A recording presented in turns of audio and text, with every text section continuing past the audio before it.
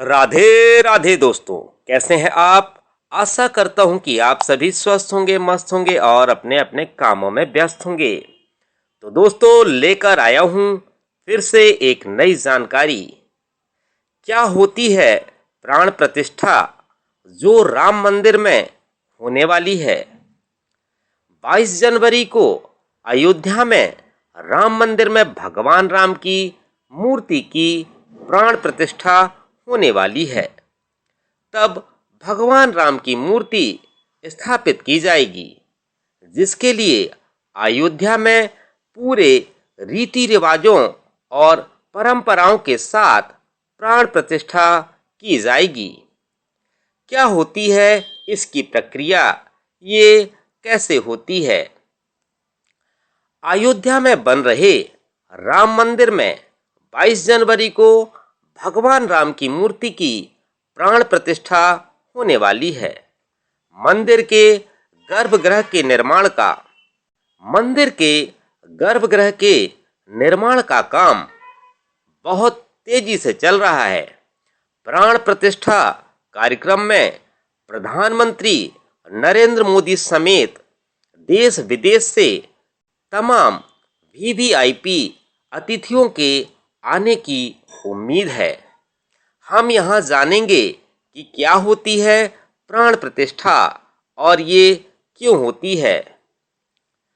प्राण प्रतिष्ठा हिंदू और जैन धर्म में एक अनुष्ठान है, जिसके जरिए मंदिर में देवता की मूर्ति को प्रतिष्ठित किया जाता है। ये काम अनुष्ठान के जरिए होता है। इसमें भजन और मंत्रों के पाठ के बीच मूर्ति को पहली बार स्थापित किया जाता है। वैसे प्राण शब्द का अर्थ है जीवन शक्ति और प्रतिष्ठा का अर्थ है स्थापना। प्राण प्रतिष्ठा का शाब्दिक अर्थ है जीवन शक्ति की स्थापना करना या देवता को जीवन में लाना। प्राण प्रतिष्ठा हिंदू धर्म में महत्वपूर्ण अनुष्ठान है। इससे पूर्व किसी भी मूर्ति पूजा योग्य नहीं माना जाता है, बल्कि निर्जीव मूर्ति मानते हैं। प्राण प्रतिष्ठा के जरिए उनमें शक्ति का संचार करके उन्हें देवता में बदला जाता है। इसके बाद वो पूजा और भक्ति के योग्य बन जाती है। प्राण प्रतिष्ठा की प्रक्रिया क्या होती है। प्राण प्रतिष्ठा से पहले मूर्ति समारोह पूर्वक लाया जाता है। मंदिर के द्वार पर सम्मानित अतिथि की तरह विशिष्ट स्वागत किया जाता है। फिर उसे सुगंधित चीजों का लेप लगाकर दूध से नहलाते हैं। नहलाकर और साफ करके उसे प्राण प्रतिष्ठा योग्य बना दिया जाता है। फिर मूर्ति को गर्भगृह में रखकर पूजन प्रक्रिया शुरू की जाती है।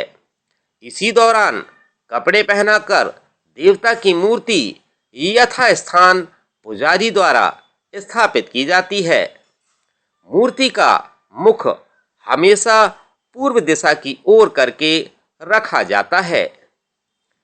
सही स्थान पर इसे स्थापित करने के बाद देवता को आमंत्रित करने का काम भजनों, मंत्रों और पूजा के रीतियों के द्वारा किया जाता है।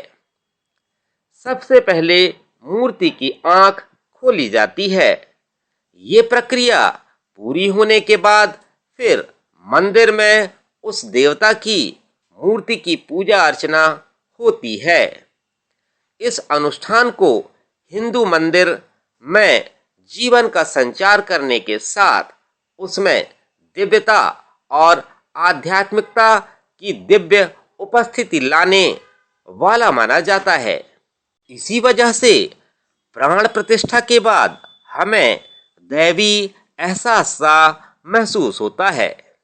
सदगुरु ने एक वचन में कहा कि प्रतिष्ठा का अर्थ है ईश्वरत्व को स्थापित करना। जब भी कोई स्थापना होती है तो उसके साथ मंत्रों का जाप होता है।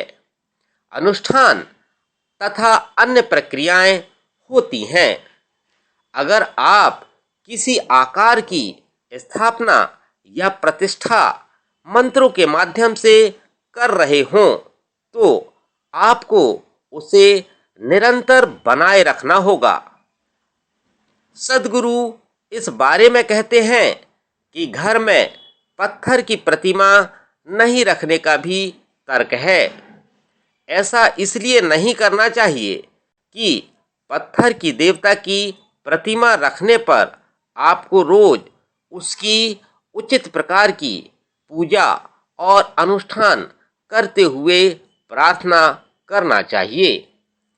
अगर किसी देव प्रतिमा की स्थापना मंत्रोच्चार के साथ हो फिर उनकी पूजा न हो तो ये ऊर्जा को सोखने लगती है। इससे आसपास रहने वालों को भारी हानि हो सकती है। दुर्भाग्यवश भगवान से मंदिर ऐसे ही हो गए हैं जहां उचित प्रकार से रख रखाव नहीं किया जाता। सवाल, एक बार जब प्राण प्रतिष्ठा हो जाती है तो ये कब तक रहती है? सद्गुरु ने अपने लेख प्राण प्रतिष्ठा का अर्थ में कहा है, प्राण प्रतिष्ठा में पूजा और मंत्रों से भी जरूरी है जीवन ऊर्जाओं द्वारा उसका आह्वान करना। जब एक बार किसी मूर्ति की प्राण प्रतिष्ठा हो जाती है तो ये हमेशा के लिए रहती है। इसे किसी रखरखाव की आवश्यकता नहीं पड़ती, लेकिन मंदिर के अनुष्ठान हमेशा चलते रहने चाहिए जिससे देवता को जागृत रहे। अगर ऐसा नहीं होता तो धीरे धीरे मृत प्राय हो जाते हैं। जैन धर्म में क्या प्राण प्रतिष्ठा का तरीका यही है या अलग है? जैन परंपरा में अभिषेक के लिए इस्तेमाल किया जाने वाला एक और शब्द है अंजना सलाका। दरअसल प्राण प्रतिष्ठा से पहले मूर्ति के देवता की आंखें बंद रखी जाती हैं और प्रतिष्ठा अनुष्ठान शुरू होने पर खोली जाती हैं। लिहाजा इसे आंख खोलने वाला संस्कार भी कहते हैं।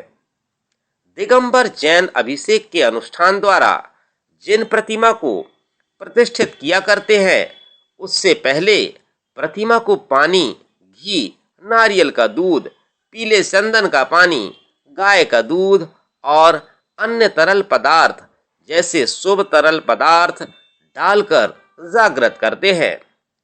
मंदिर को तभी देवता का घर माना जाता है जब मुख्य प्रतिमा की प्रतिष्ठा की गई हो। मंदिर में जीवन लाने के लिए एक छवि को प्रतिष्ठित करने का अनुष्ठान मध्ययुगीन जैन दस्तावेजों में भी मिलता है। किसी मूर्ति की स्थापना के समय उसका मुख पूर्व दिशा में ही क्यों रखा जाता है? हिंदू धर्म ग्रंथों के मुताबिक मंदिर या घर में भगवान की मूर्ति का मुख हमेशा पूर्व दिशा की ओर होना चाहिए। ऐसा माना जाता है कि पूर्व दिशा में सकारात्मक ऊर्जा होती है और भगवान सूर्य इसी दिशा से उदय होते हैं। मंदिर में कितनी बार देवी देवता मूर्ति की पूजा की जानी चाहिए? हिंदू धर्म में देवी देवताओं का पूजन दिन में 5 बार करना ज्यादा फायदेमंद है। शास्त्रों में दिन भर में 5 बार पूजा करने का उल्लेख है। ऐसे में सुबह की पूजा 5 से 6 बजे तक ब्रह्म मुहूर्त में हो जानी चाहिए। वहीं शाम को सूर्यास्त के 1 घंटे पहले और सूर्यास्त के 1 घंटे बाद तक का समय उत्तम माना गया है। सवाल, पूजा के दौरान कितनी बार दीपक को घुमा देना चाहिए? शास्त्रों में आरती के दीपक को घुमाने के बारे में भी विस्तार से बताया गया है। शास्त्रों के मुताबिक सबसे पहले भगवान के चरणों का 4 बार, नाभि का 2 बार और मुख की तरफ 1 बार और सिर से लेकर चरणों तक 7 बार आरती की जानी चाहिए। इस तरह आरती कुल 14 बार घुमाई जानी चाहिए। तो दोस्तों, कैसी लगी जानकारी? आशा करता हूँ कि यह जानकारी आपको अच्छी लगी होगी। यदि जानकारी अच्छी लगी हो तो कमेंट बॉक्स पर कमेंट करके ज़रूर बताइएगा। और अगर इसी तरह की जानकारी आप पसंद करते हो तो बने रहिएगा चैनल पर।